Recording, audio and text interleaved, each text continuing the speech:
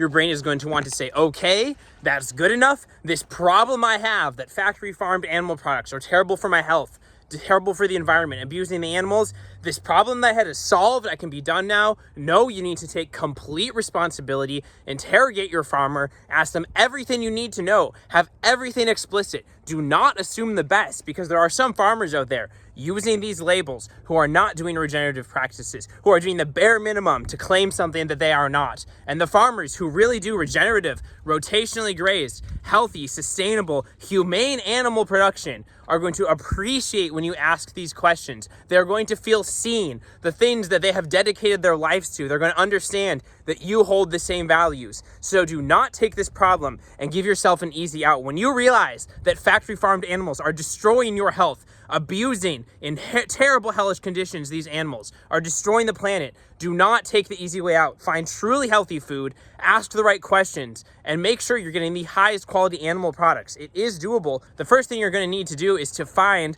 some regenerative, pasture-raised pork, beef, chicken, eggs, whatever it is. And so this conversation that I'm going to show you is a case study of exactly what I asked the farmer, exactly what I asked this pork farmer. I'm getting his chicken, pork, and eggs because I already have a good beef farmer. He does lamb as well. And so yeah, that's what this video is. I'm going to tell you exactly what to ask the farmer so you know what to ask. I'm going to show you an example, what's going through my head during this process. Going into this conversation, I already knew that this guy was cool. I talked to him for a while. I knew he was legit. I just wanted to check. Even though I knew he was legit, I was going to double check. I wanted to know how legit he is. And so I knew he was doing regenerative practices. I knew he was doing pasture-raised practices. When you're going into one of these conversations, you should have that bare minimum established. You should know that. Okay, great. These animals are rotationally grazed. They're pasture grazed. I want to know how much of their diet, what percent is coming from the pasture. And a farmer can know this because everyone knows how much it takes to feed a pig, to feed a chicken. So how much do they actually have to pay on feed compared to what they would be having to pay if that's all they were feeding the animal? Every farmer should be able to easily give you a rough ballpark of how much this animal is actually eating off of the pasture. And I ask about the schedule for rotationally grazing these animals. How often do they move? It's super important. Some people say they're rotationally grazing. Some people actually move their cows every single day. So as far as this goes, you want to know how often they're doing it. And I asked him what is in the feed. What is he actually feeding these animals? I don't want someone who is doing great things as far as rotationally grazing. The chickens are eating the bugs. The pigs are foraging tubers. And then the rest of the feed is supplemented with toxic artificial minerals and nutrients.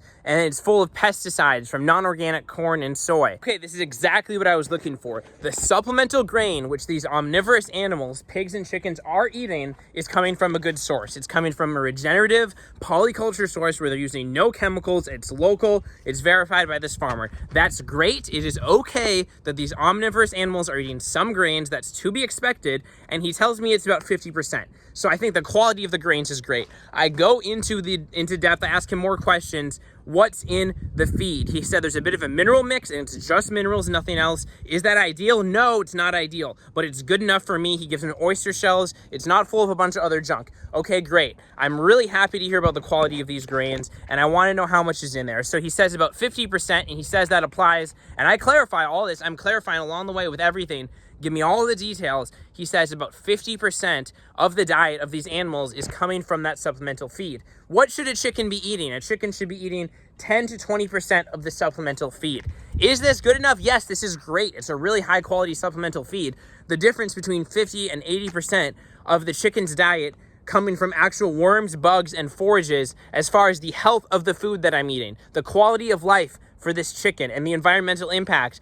Given the quality of the supplemental feed source, this is not an issue. I'm super happy with what I'm seeing here. Same goes for pigs, exact same thing. So I'm pretty happy with this. Is it perfect? No, but it's pretty much everything it needs to be except for that little number switch, and it's totally good enough. Totally good enough for my extremely high standards. If you want the animals to be treated better, you need to be ruthless about finding the highest quality meat. If you want to be healthy, if you want to save the planet, you need to be ruthless and cutthroat about asking the right questions and finding the highest quality farmers. So how often are they getting moved? The broilers, the meat chickens, are getting moved pretty much every day. Amazing. That's exactly what I want to hear. Now, this is great for the quality of the food that the chickens are getting. They're getting fresh grass, fresh bugs.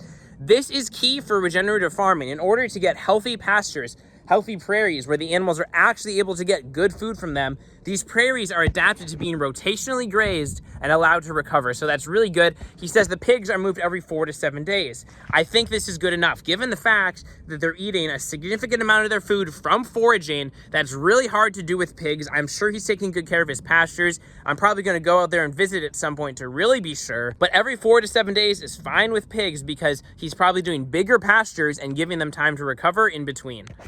As far as other animals, you might want to watch out for different meats they're mixing in to make your sausage mix. Some butcher shops will just mix in your high quality meat with some other farm's meat to make their sausages. They don't understand the difference. They will use casings from another animal to make the outside of the sausage. It's complete nonsense. You don't want that. So I have an old video on my channel about what to ask beef farmers, basically walking you through the same process. I've covered a lot of this stuff before, but this is just a little case study to give you an example of what this can look like.